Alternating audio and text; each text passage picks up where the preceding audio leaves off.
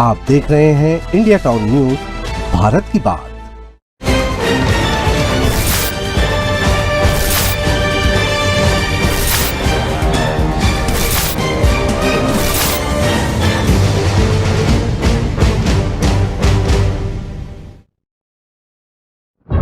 क्या दिल्ली के voting pattern को आज तक नहीं समझ पाई है भाजपा? दिल्ली के मतदाताओं के दिल कैसे जीतेगी बीजेपी?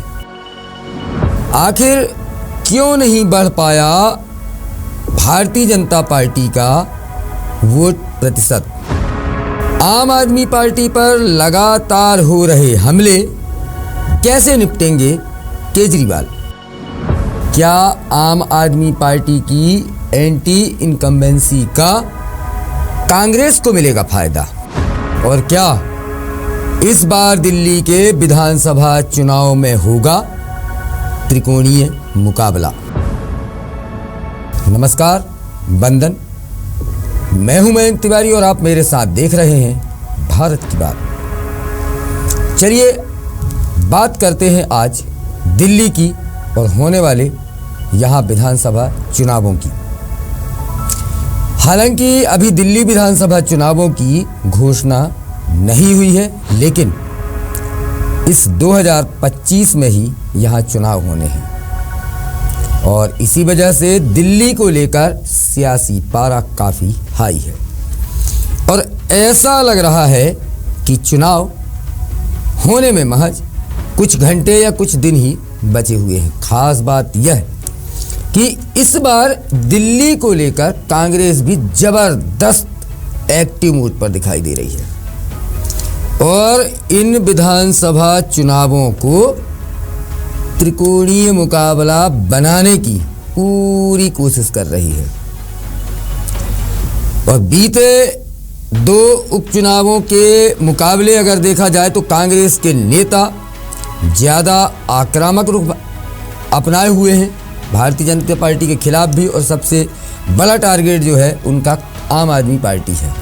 कांग्रेस के नेता आम आदमी पार्टी की सरकार को घेरने में कोई कोर कसर नहीं छोड़ रहे, तो वहीं भारतीय जनता पार्टी भी यही कोशिश कर रही है कि अब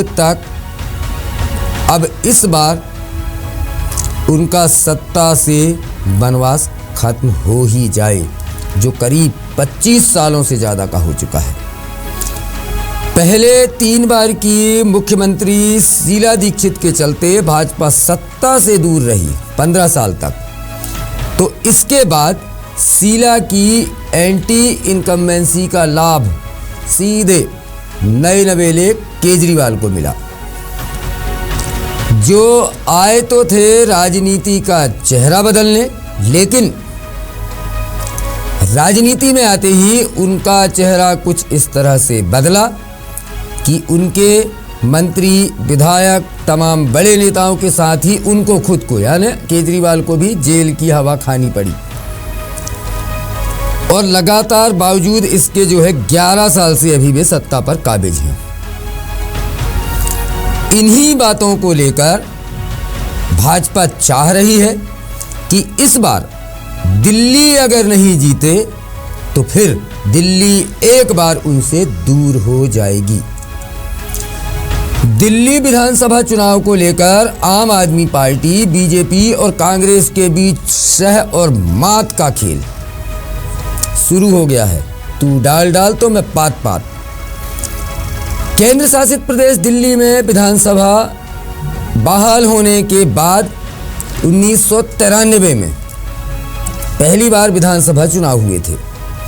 इसके बाद से राजधानी में 7 बार विधानसभा चुनाव हुए हैं।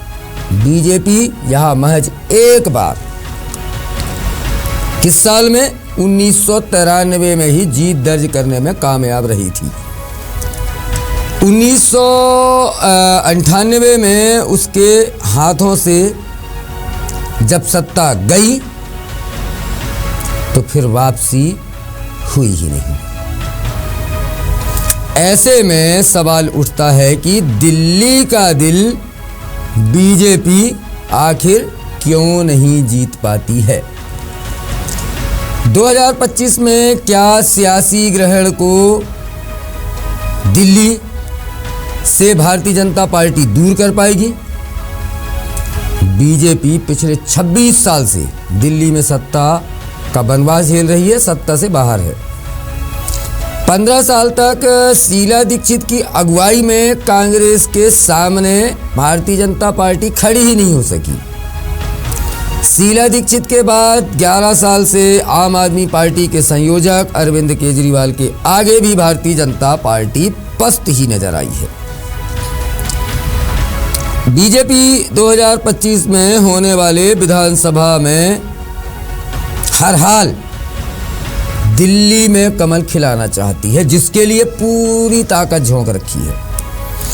और यहां राष्ट्रीय प्रवक्ता लगातार आम आदमी पार्टी से सवाल कर रहे हैं, तो वहीं प्रेस कॉन्फ्रेंस कर भाजपा के द्वारा यमुना नदी की सफाई का मुद्दा हो या मोहल्ला क्लिनिक का मुद्दा हो, बिजली के झूलते हुए तारों का मुद्दा हो, पानी की सप्लाई का मुद्दा हो, कचरे के पहाड़ों के निस्तारण की बात हो, इस तरीके के जो जनता से सीधे जुड़े मुद्दे हैं उनको जनता के सामने लाकर भारतीय जनता पार्टी केजरीवाल पर यह आरोप लगा रही है कि आम आदमी पार्टी के संयोजक और दिल्ली के पूर्व मुख्यमंत्री केजरीवाल सिर्फ झूठ बोलने में महारत रखते हैं और उनके सभी नेता सिर्फ भ्रष्टाचार में लिप्त हैं। साथ में उन पर भी भ्रष्टाचार के आरोप हैं, वे भी जेल जा चुके हैं। बात अगर केंद्र की करें तो मोदी शाह की जोड़ी 2014 लोकसभा चुनाव के बाद से बीजेपी के लिए जीत हासिल करने की गारंटी बन गई। ऐसे में देखते ही देखते देश के एक के बाद एक राज्यों में बीजेपी अपनी जीत का परचम फहराती रही, कमल खिलते रहे और भारतीय जनता पार्टी का ग्राफ तेजी से बढ़ता रहा। इधर उत्तर से लेकर दक्षिण तक और उधर पूर्व से लेकर पश्चिम तक राज्यों तक बीजेपी की जीत का डंका बजने लगा। बीजेपी की जीत का श्रेय नरेंद्र मोदी और अमित शाह की जोड़ी को दिया गया, जो स्वाभाविक भी था। लेकिन क्या बात है कि केंद्र सरकार की नाक के नीचे देश की राजधानी दिल्ली में 2015 और 2020 यहाँ 2 बार चुनाव हुए। इन दोनों ही चुनावों में मोदी शाह की जोड़ी केजरीवाल के सामने अपना असर नहीं दिखा सकी, हार का सामना करना पड़ा दिल्ली में। तो इसके पीछे अगर सबसे बड़ी वजह पे अगर जाते हैं तो वो क्या है जिसके चलते बीजेपी दिल्ली की जंग फतह नहीं कर पा रही। इस पर जब गौर करते हैं तो लगता है कि राजनीति के चाणक्य माने जाने वाले, चाहे वो शाह हों और या फिर प्रधानमंत्री नरेंद्र मोदी, दोनों ही दिल्ली के सियासी मिजाज को पढ़ पाने में या समझ पाने में असफल रहे हैं। आज तक वे समझ ही नहीं पाए हैं कि दिल्ली की जनता आखिर चाहती क्या है। दरअसल बीजेपी को यह अब इन चुनावों में खासकर समझना ही होगा कि देश के दूसरे राज्यों के फार्मूले पर दिल्ली के विधानसभा चुनाव को नहीं जीता जा सकता, क्योंकि दिल्ली जाति और धर्म की सियासत को कभी तवज्जो नहीं देती है। यहाँ न जाति वाला कार्ड चलता है न धर्म वाला। इसके अलावा दिल्ली के लोग नकारात्मक चुनाव, इसके प्रचार को भी अहमियत नहीं देते। आप किसी के खिलाफ अगर प्रचार कर रहे हैं, आप करते रहिए, उससे मतलब नहीं है। आप जनता के लिए क्या करेंगे, दिल्ली की जनता को या दिल्ली के वोटरों को, उससे मतलब होता है। क्योंकि दिल्ली में एक बड़ा तबका जो है वो कारोबारियों का है। दिल्ली में 3 तरह के चुनाव होते हैं और तीनों का वोटिंग पैटर्न अलग अलग होता है। लोकसभा चुनाव में दिल्ली की पसंद भारतीय जनता पार्टी रही है, पूरी सीटें जीत जाती हैं। तो विधानसभा चुनाव में यहाँ के वोटर्स पहले कांग्रेस को पसंद कर रहे थे और अब लगातार ये दूसरी बार रहा या तीसरी बार जो है मुख्यमंत्री बने जब केजरीवाल, तो आम आदमी यहाँ की जनता की पसंद रही। पूर्व मुख्यमंत्री शीला दीक्षित के दौर में भी कमोबेश यही स्थिति रही है। जब विधानसभा में कांग्रेस को कामयाबी मिली थी तो लोकसभा में ऊपर किसकी सरकार थी, बीजेपी को कामयाबी मिली थी। एमसीडी चुनाव में पहले बीजेपी का कब्जा रहा, लेकिन जब आम आदमी पार्टी की यहाँ सरकार बनी तब से एमसीडी में भी आम आदमी पार्टी का कब्जा है। दिल्ली के चुनाव में पार्टी से ज़्यादा नेता का व्यक्तित्व यहाँ जो है मायने रखता है और भारतीय जनता पार्टी शायद इस चीज़ को भी नहीं समझ पाई है। साल 1993 में बीजेपी ने मदन लाल खुराना को आगे कर सत्ता हासिल की थी, जीत भी मिली, लेकिन सिर्फ 5 साल के दौरान बीजेपी ने 3 बार सीएम बदल दिए।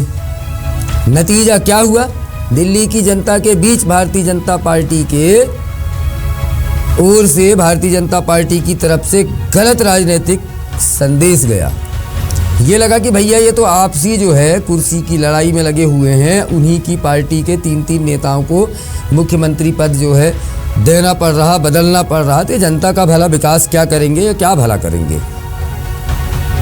और इसका जो है खामियाजा भारतीय जनता पार्टी को अगले 1998 के चुनाव में भुगतना पड़ा था। तब का दिन है और अब का दिन है।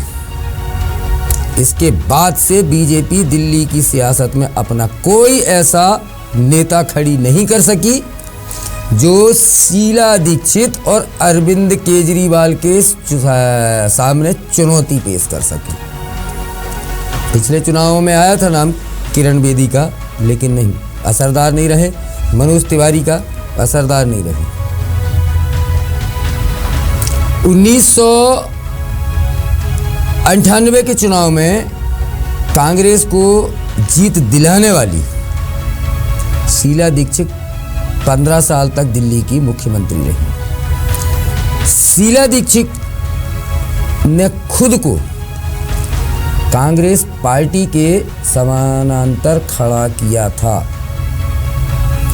दिल्ली में उन्होंने विकास का अपना एक मॉडल बनाया, जिसके दम पर वो 1998 से 2013 तक एक छत्र राज करती रही। बीजेपी इन 15 सालों तक कांग्रेस को चुनौती नहीं दे सकी और ना ही कभी भी शीला के कद का कोई अन्य नेता उनके सामने खड़ा कर पाई जो कह सके कि हाँ, भारतीय जनता पार्टी को हम जीत दिलाएंगे। इसके बाद 2013 में अन्ना आंदोलन हुआ, वहाँ से एक पार्टी निकली, वहाँ से एक नेता निकले, नाम था अरविंद केजरीवाल। तो उन्होंने पहली बार में ही बाजी जीतने के बाद ऐसा खूंटा गाड़ा है कि बीजेपी उसे उखाड़ नहीं सकी और कांग्रेस तो जो है मटिया मेट हो गई। यहाँ केजरीवाल के सामने बीजेपी ने कई प्रयोग किए, लेकिन चुनौती नहीं खड़ी कर सकी। पिछले 8 विधानसभा चुनाव में 4 बार कांग्रेस, 1 बार भाजपा व पिछले 2 चुनावों में आम आदमी पार्टी को प्रचंड बहुमत मिला। वर्ष 2013 के चुनाव में किसी एक दल को बहुमत नहीं मिल पाया था। हालांकि भाजपा 31 सीटें जीतकर सबसे बड़े दल के रूप में उभरी, लेकिन पहली बार चुनाव में उतरी आम आदमी पार्टी ने यहाँ 28 सीटें जीतकर कांग्रेस के समर्थन से सरकार बनाई। हालांकि एक अलग बात है कि सरकार ज़्यादा दिन नहीं टिकी। वहीं अगर अब पिछले 2 चुनावों में आम आदमी पार्टी के वोट परसेंट की बात करें तो 54.34% और 53.57% वोट आम आदमी पार्टी ने हासिल कर दिल्ली में एक तरफा चुनाव जीता। कांग्रेस ने भी एक बार छोड़कर 3 बार 47% से अधिक मत पाए, लेकिन भाजपा को अब तक 42.82% से अधिक वोट नहीं मिले। साल 1993 में भाजपा 42.82 और वर्ष 2008 में कांग्रेस 40.31% वोट लेकर सरकार बनाने में कामयाब रही, लेकिन तब दोनों चुनावों में किसी तीसरे दल ने भी अच्छा खासा वोट हासिल किया। वर्ष 1993 में कांग्रेस को जब 34.48% वोट मिले, इसके अलावा यहाँ जनता दल को 12.65% वोट मिले थे और जनता दल ने इस तरह से कांग्रेस के वोट बैंक पर जबरदस्त सेंध लगाई थी, जिसका फायदा किसे मिला? स्वाभाविक है, भाजपा को। बहुजन समाज पार्टी को वर्ष 2008 में 14.5% वोट मिले थे। इससे पिछले चुनाव के मुकाबले कांग्रेस का मत 7.82% कम हुआ, लेकिन भाजपा का जो वोट प्रतिशत है कुछ खास नहीं बढ़ पाया, लगभग कांस्टेंट या बराबर रहा। इसीलिए 40.31% वोट पाकर भी कांग्रेस सत्ता में बहुमत के साथ वापसी करने में कामयाब रही थी। अब एक खास बात कि केंद्र की सत्ता पर काबिज रहने वाली पार्टी, चाहे वह कांग्रेस हो या फिर भाजपा, दिल्ली की सियासत को वैसे ही डील करती है और कांग्रेस या बीजेपी अपने किसी भी नेता को दिल्ली में बहुत ज़्यादा स्पेस नहीं देती। दिल्ली में किसी खास नेता को स्पेस देने का मतलब है उसकी राजनीतिक हैसियत को बढ़ाना, और कोई भी राष्ट्रीय पार्टी ऐसा करना नहीं चाहती। पूर्व मुख्यमंत्री शीला दीक्षित ने भी खुद को पार्टी के अंदर स्थापित किया था। उन्हें पार्टी की तरफ से कोई बढ़ावा नहीं मिला कभी। ठीक उसी तरह बीजेपी भी दिल्ली के नेताओं को बहुत ज़्यादा अहमियत नहीं देती। यही वजह है कि वो केजरीवाल के सामने कोई मजबूत चेहरा नहीं उतार सकी। दिल्ली केंद्र शासित प्रदेश है, जिसके चलते केंद्र में रहने वाली पार्टी के पास काफ़ी अधिकार हैं। इसीलिए शायद सीधे दिल्ली की सत्ता पर काबिज होने की बजाय केंद्र की सत्ता के जरिए समीकरण साधने की कवायद दिल्ली में हमेशा रही है। सत्ता में जो भी होता है उसे दिल्ली की सत्ता की बहुत ज़्यादा ख्वाहिश शायद होती ही नहीं। राजधानी की कानून व्यवस्था और मास्टर प्लान बनाने का काम केंद्र सरकार के पास ही होता है। लेकिन इस बार दिल्ली के चुनाव कुछ अलग दिख रहे हैं और चुनौती तीनों ही पार्टियों के लिए ज़्यादा हैं। एक तरफ कांग्रेस जहां लगातार उन प्रदेशों में भी अपनी हार से पस्त है जहां बीते चुनावों में उसे जीत की पूरी उम्मीद थी, वो कम से कम यहाँ यानी दिल्ली में अपने पुराने दौर की वापसी को लेकर छटपटाहट में है, पलटवार करने के लिए तैयार है।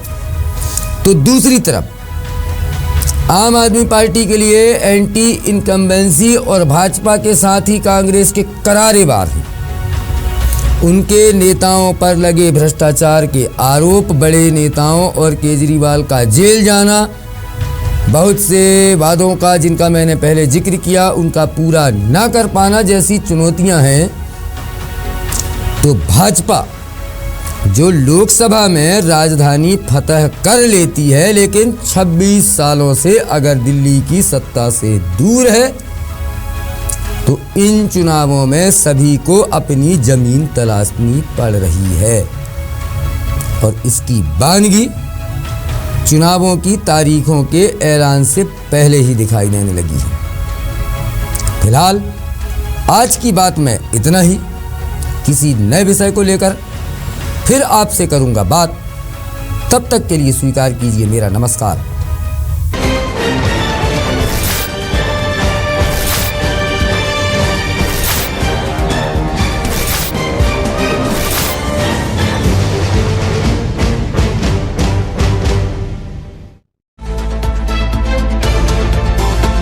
आप देख रहे हैं इंडिया टाउन न्यूज, भारत की बात।